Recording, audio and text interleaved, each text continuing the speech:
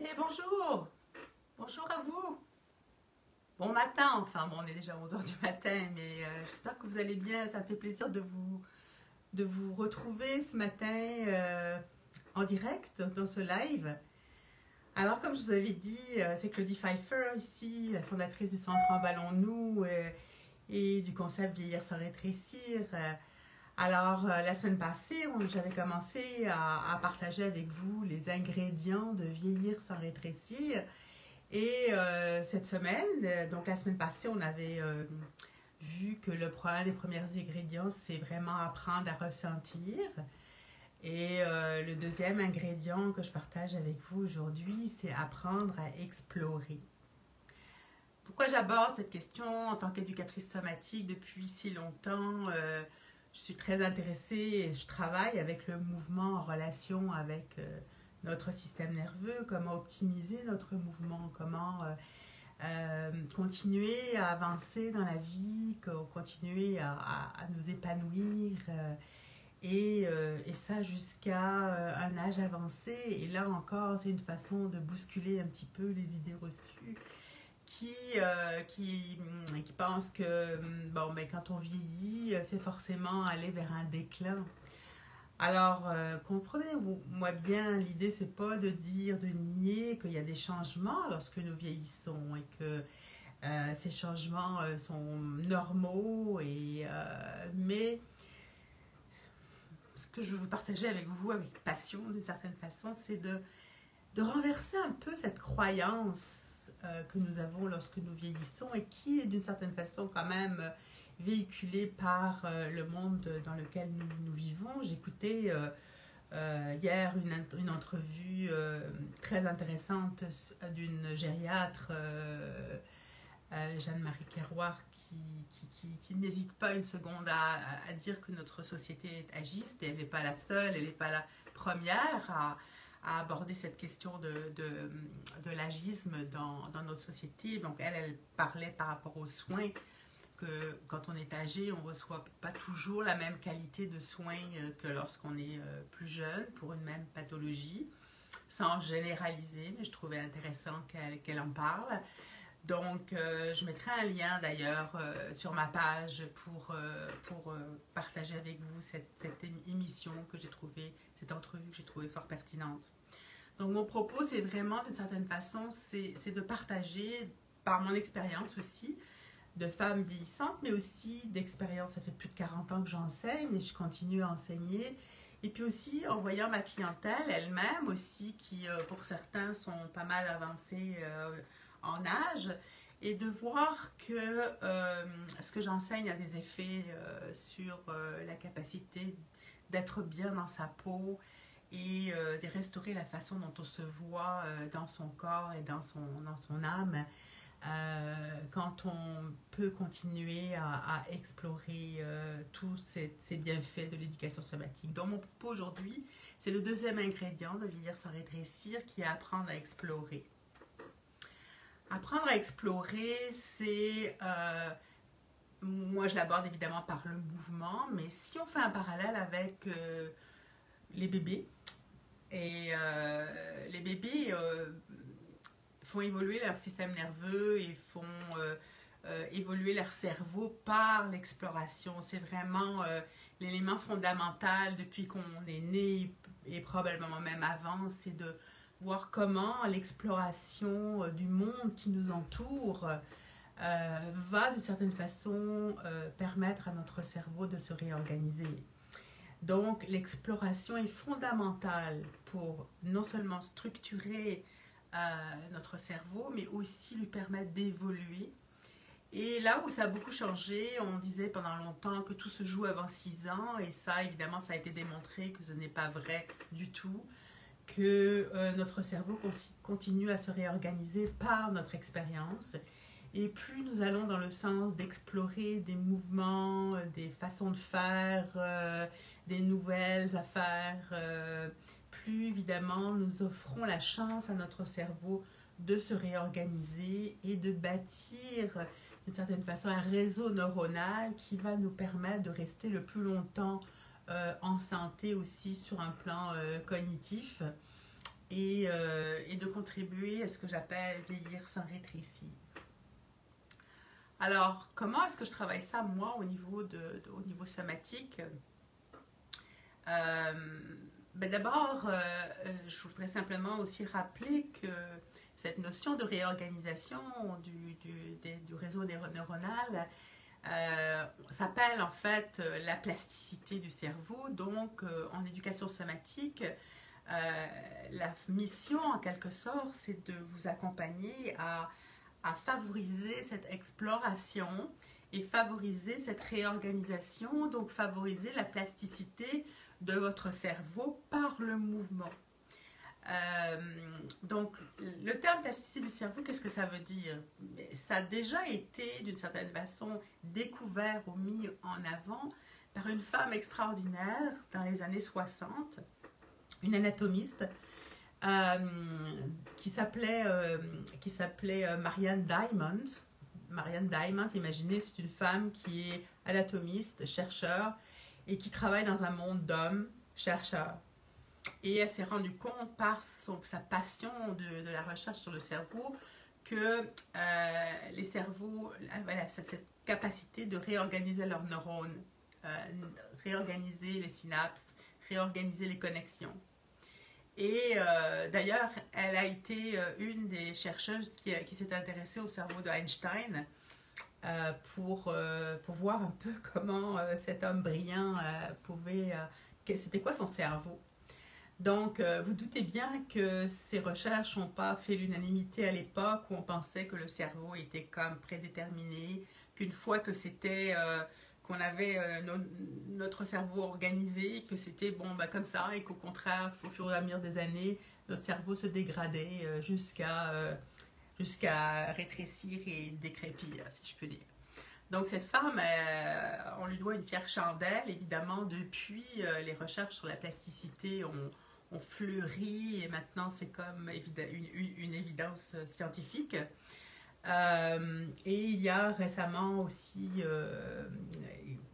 un chercheur aussi, un scientifique qui apporte beaucoup, même au niveau de la vulgarisation des recherches, qui s'appelle Norman Deutsch. Je mettrai les noms après le vidéo sur la page, comme ça si vous voulez en savoir un peu plus et aller chercher,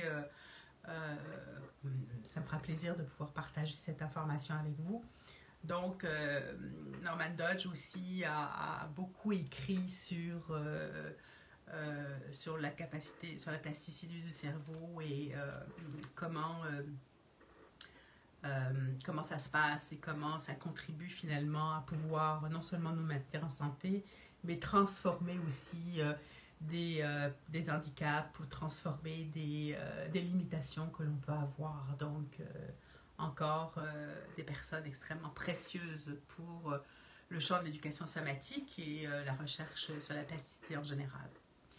Donc, apprendre à explorer, c'est finalement se retrouver dans la peau du jeune enfant. Quand on a 60 ans, quand on en a 50 ou quand on en a 80, on a encore cette capacité fantastique de continuer à explorer. C'est ça qui m'anime encore. Je le vois pour moi, mais je le vois aussi dans ma clientèle.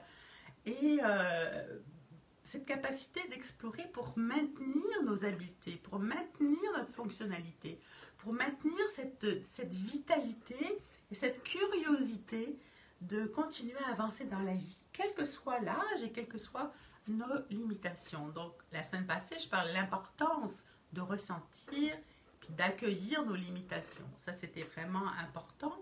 Et dans la deuxième ingrédient qui est apprendre à explorer, c'est comment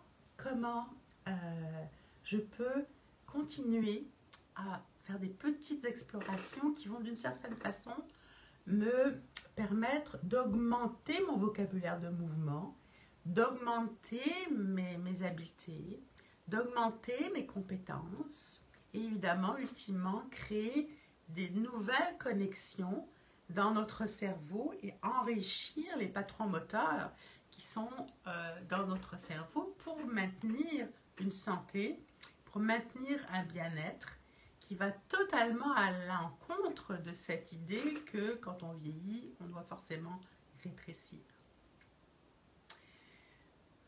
On le sait, quand on est un enfant, vous avez déjà vu des bébés, vous avez vu déjà je souhaite la bienvenue à celles qui sont en train de regarder. Soyez les bienvenus et fait plaisir de vous voir, en tout cas de voir vos noms. Et cette capacité que l'on a quand on est enfant, c'est de... Vous avez tous vu des bébés, vous avez tous vu des enfants. Et un enfant est en train de faire quelque chose, puis tout d'un coup, son regard est attiré vers, ou son oreille est attirée par un son. Et là, tout d'un coup, son corps va se mettre en mouvement, ses yeux ou ses oreilles vont se mettre en mouvement pour aller voir ce vers quoi ils sont attirés. Et cette capacité d'être attiré ou d'être intéressé ou d'être curieux par rapport à l'opportunité que présente l'environnement, renforce l'idée que l'éducation somatique, c'est la conscience, c'est l'éducation de la conscience du corps en mouvement dans notre environnement. Donc, on est en interaction avec notre environnement. Donc, l'environnement, elle nous invite, et invite cet enfant, ce bébé, à se mettre en mouvement pour aller découvrir le monde. Mais ça, cette capacité, cette compétence, on la garde jusqu'à la fin de notre vie, si on nous permet. Et on voit à quel point les idées reçues sont importantes, c'est-à-dire que les idées reçues nous enferment d'une certaine façon dans une façon de bouger, dans une façon d'être qui va plutôt limiter la mobilité que de la laisser s'épanouir. Donc vous me direz, on comprend ça pour les enfants, c'est comme ça qu'ils structurent leur mouvement, de passer de ramper jusqu'aux quatre pattes, jusqu'à se mettre debout. Puis nous, à nos âges, comment est-ce que ça se passe? C'est le même principe. C'est le même principe.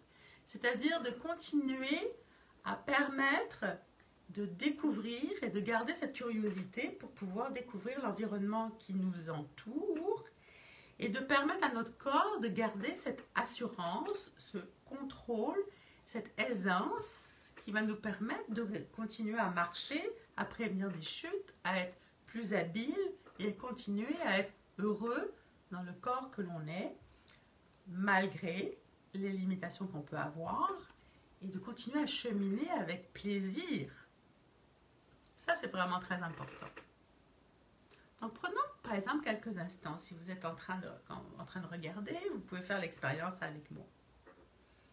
Vous pouvez par exemple, tel que vous êtes, là vous êtes face à votre caméra, vous êtes face aux vidéos, tout d'un coup, vous pouvez aller regarder quelque chose, ou là, par la fenêtre, par exemple, vous êtes attiré par quelque chose qui est à la fenêtre, ou quelque chose qui est dans le coin de votre maison.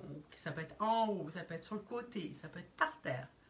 Quel que soit ce qui vous attire, peut-être que vous entendez quelque chose.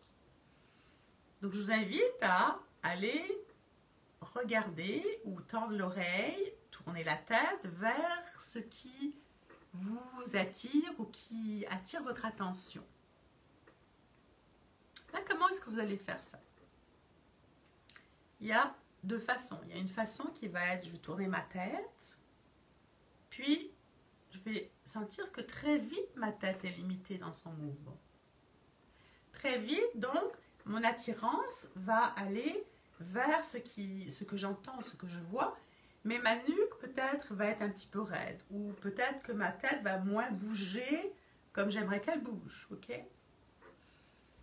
Alors on va se dire, oh, ben, c'est normal, de toute façon je ne peux pas avoir même les souplesses qu'un bébé, ok? Mais non, la bonne nouvelle c'est qu'on peut améliorer l'ordinaire. Pourquoi?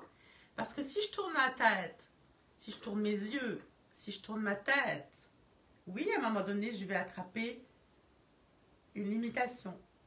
Mais qu'est-ce qui m'empêche de continuer à bouger ma cage thoracique? Qu'est-ce qui m'empêche de bouger mon bassin? Qu'est-ce qui m'empêche de bouger tout le corps? Qu'est-ce qui m'empêche de bouger mes jambes? Et de suivre avec tout le corps ce qui m'a appelé, ce qui m'a interpellé. Ce qu'on fait en éducation somatique, c'est ça. C'est-à-dire, c'est exactement ce que font les enfants, c'est-à-dire de voir comment le corps en entier peut être mobilisé par ce qui nous attire à l'extérieur et développer ou maintenir ou conserver cette curiosité nécessaire pour explorer le monde qui nous entoure. Parce que le danger qui nous guette lorsque nous avançons en âge, c'est que souvent, nos habitudes nous donnent un sentiment de sécurité intérieure. On se dit, bon, ben, je suis dans mes petites affaires, je suis dans mes petites habitudes, je suis bien comme ça. Oui, ça donne un sens de sécurité. Puis on n'est pas tous égaux par rapport à ça. Sonia Lupien l'explique très très bien dans la relation au stress. Par amour du stress, on n'est pas égaux. On a des réactions par rapport à sortir de sa zone de confort. On n'est pas tous pareils. Mais néanmoins, ce qu'on sait, c'est que les habitudes sont limitantes.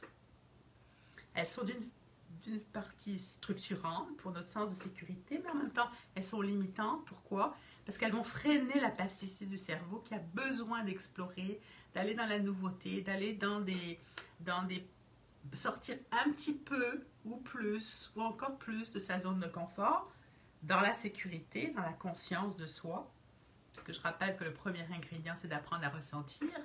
Donc, de ressentir ce qu'on est capable de faire.